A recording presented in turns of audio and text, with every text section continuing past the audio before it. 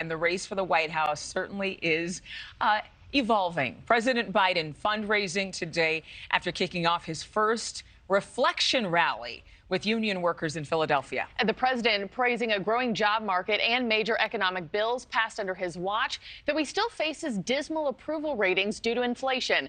Prices are finally nearing normal inflation levels, but are still hitting people's pocketbooks and hitting it hard.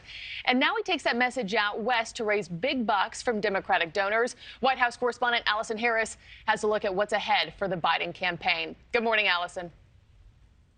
Good morning, Marky. Good morning to you, Adrienne. President Biden is traveling to California today, where he will announce $600 million to safeguard homes and infrastructure from the growing impacts of the climate crisis. He is also attending a series of reelection fundraisers hosted by Silicon Valley tech titans and some very big Democratic donors. He's doing this after rallying a crowd of union members in Philadelphia over the weekend with cries that the wealthy need to pay their fair share in taxes. We've heard this from the president before.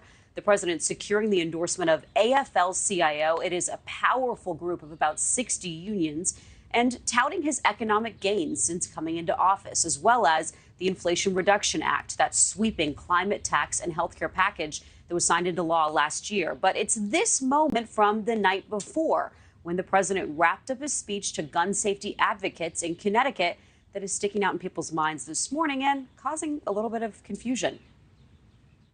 All right. God save the Queen, man.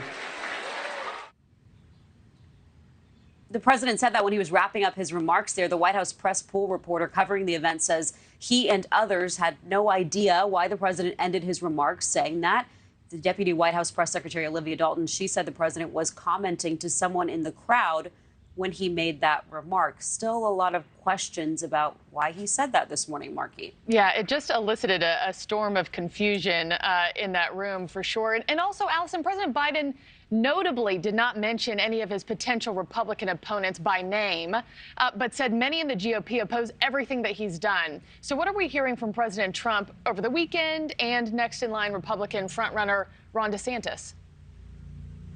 Yeah, Marky, former President Trump, he stayed pretty quiet over the weekend following that federal indictment that happened last week. But he did post to Truth Social on Sunday saying, I am beating Biden in the polling. And DeSanctimonious, his, of course, nickname for Ron DeSantis, is getting crushed. Florida Governor Ron DeSantis, he's not going to be far from the president today, actually. He's attending his own fundraising event in California today as well. Now, following the president's fundraising events in California, he also has more coming up on his schedule in Maryland, Illinois, and New York. So as you guys were saying, we are seeing 2024 in this race to the White House for re-election for the president or another Republican to take the White House really heating up. Marky and Adrienne. Thank you for watching. Go to newsnationnow.com to find News Nation on your television provider. And don't forget to click the red subscribe button below to get more of News Nation's fact-driven, unbiased coverage.